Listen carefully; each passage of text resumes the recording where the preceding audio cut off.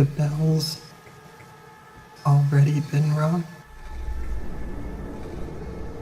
and they've heard it.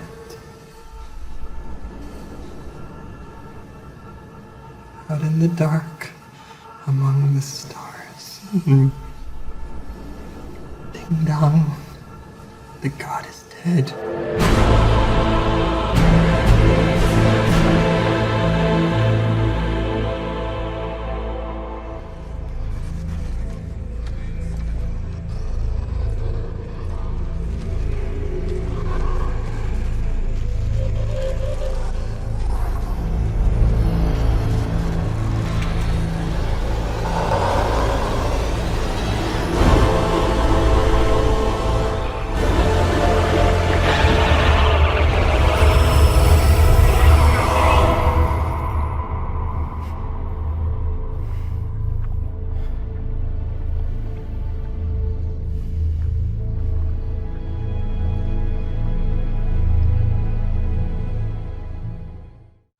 Welcome back, everyone. It's Charlie. Big surprise, Zack Snyder dropped a new teaser trailer for the Justice League Snyder Cut, so we'll break it down. There's a whole bunch of mythology that they're teasing here, so it's actually pretty cool. If you're new to the channel, be sure to subscribe to get all the videos. We'll do a new Amazon giveaway. All you have to do to enter is be a subscriber and leave all your theories about the Snyder Cut on the video. Most important stuff first, if you didn't know, Zack Snyder will be doing a special Justice League Snyder Cut panel at the big Fandom event that's happening later this year. That's sort of DC's own separate Comic-Con that they're doing by themselves. It's going to be totally free, it'll be online, so everybody will be able to participate in some way. But the really cool thing about this footage is that it gives us a first look at Darkseid in the new cut of the movie, and he's very different in the version of the flashback scene that Wonder Woman has. If you can't tell what's being said during this scene either, it's Lex Luthor's voice whispering to her disembodied voice while she's staring at Darkseid's picture. He says, "The bell has been rung, and they've heard it. They know that God is dead." So obviously the God that they're talking about is Superman. They'd found out about his death during Batman v Superman. When he says they, he's talking about Darkseid and the forces of Apocalypse. And the way that Lex Luthor references Superman as God makes it sound like Superman was the reason Darkseid had not come for the mother boxes sooner. There was some footage from the theatrical cut where Steppenwolf's voiceover says, "No protectors, no Kryptonians, no lanterns, this world will fall."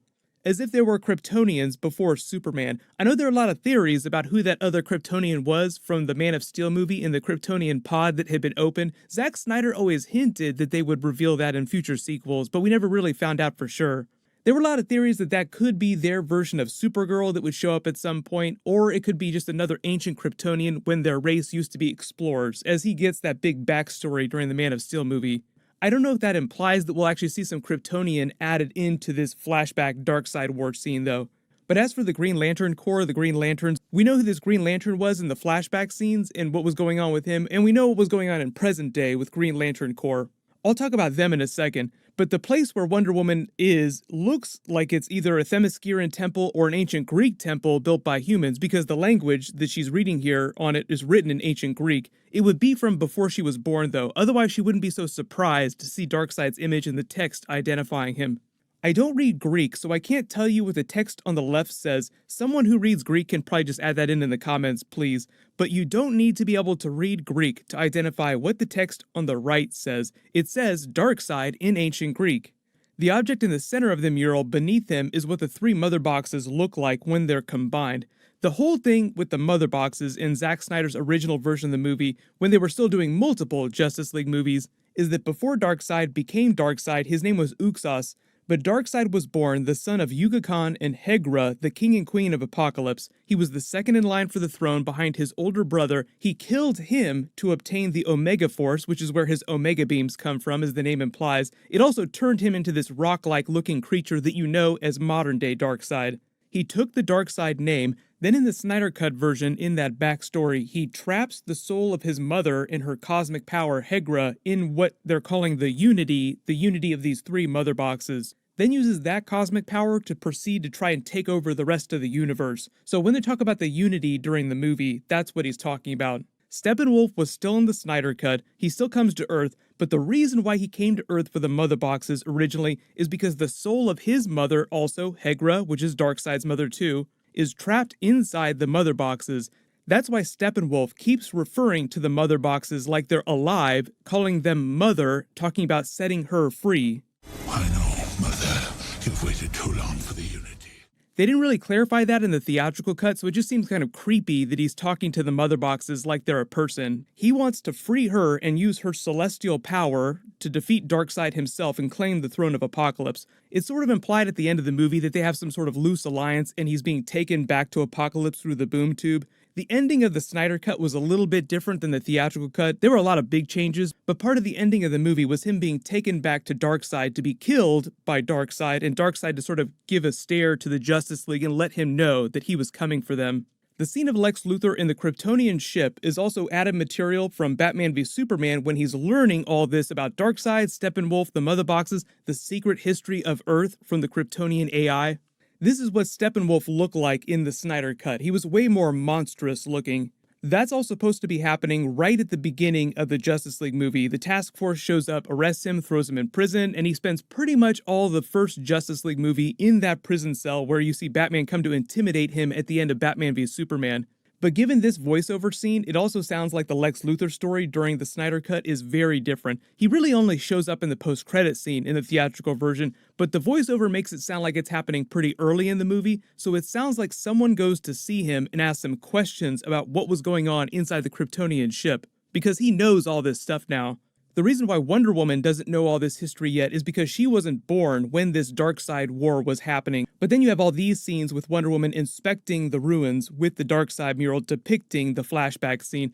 Then either she tells Batman this full story so that he knows what's going on, or they do the full flashback war scene here while she's staring at this mural. The way they cut the teaser trailer implies that the flashback scene happens while she's staring at Darkseid's picture, but that might just be the way they cut the trailer and not the way it actually happens during the movie.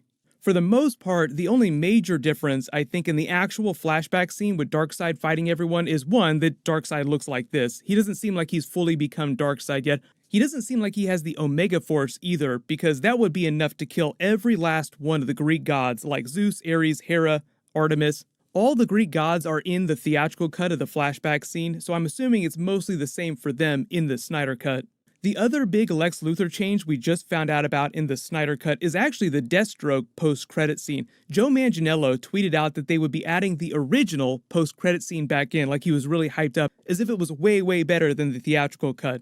My assumption without seeing more footage is just that there's a lot more nuance to this in the Snyder Cut. Like, they say that they're forming the Injustice Society, but the scene is longer, more fleshed out with more context and plot laying out how their story will continue in future Justice League sequels when they were still going to do multiple Justice League movies. I also think had the original plans for the DCEU movies played out the way that they wanted to, this Injustice League post-credit scene would have also been intended to set up a spin-off villain team-up movie for the Injustice Society. Maybe they would have called that movie Injustice, and it would have just been another Justice League sequel down the line, like Justice League 3 or 4 or whatever. And it would have just been the biggest DC villains and Lex Luthor teaming up against the Justice League, which by that time would have included Hal Jordan and the Green Lantern Corps. They would have also shown up by that second Justice League movie fully, and there was supposed to be some present-day Hal Jordan Green Lantern stuff happening in the Snyder Cut too, so hopefully they'll find a way to add him back in. I don't know if they cast an actor. It's hard to say because of so many changes that they made. If you remember the deleted scene of Superman showing up to talk to Alfred inside the Batcave, oh, you're just in time, that was originally supposed to be a Green Lantern Hal Jordan scene with him showing up. That's why in all the trailers when they showed this scene, you see a flash of green in his eyes. It's supposed to be Green Lantern shining, showing up. The whole idea with the Green Lantern Corps in the Justice League movies, just starting with the flashback scene, if you don't know who this one is in all the Darkseid War scenes, this is Yalan Gur. He's actually one of the ancient Green Lanterns of Space Sector 2814, where Earth is located. He was a Green Lantern about 2,000 years ago. Eventually, he wound up dying, and his body, his force, became part of the Star Heart, which then went on to power the Alan Scott Green Lantern. So they kind of do a version of setting up an Alan Scott Green Lantern. Maybe at some point in the DCEU, they had planned to do a Justice Society movie. So just a reminder that the DC Fandom event is happening at the end of August. They're going to be dropping trailers for a lot of the upcoming movies and at least some concept teasers and art for the upcoming movies that they have not started filming yet. The Rock also separately dropped a Comic-Con teaser for the Black Adam panel and Shazam 2 stuff that they're doing at this big event, so my video for that should post in the next day or so. As long as you have alerts enabled for my channel, you should see that video when I post it, and I'll name a giveaway winner when I post that video. While you wait for everything, click here for my other Justice League Snyder Cut teaser video, and click here for my brand new Black Adam movie video. Thank you so much for watching. Everyone stay safe. I'll see you guys tonight.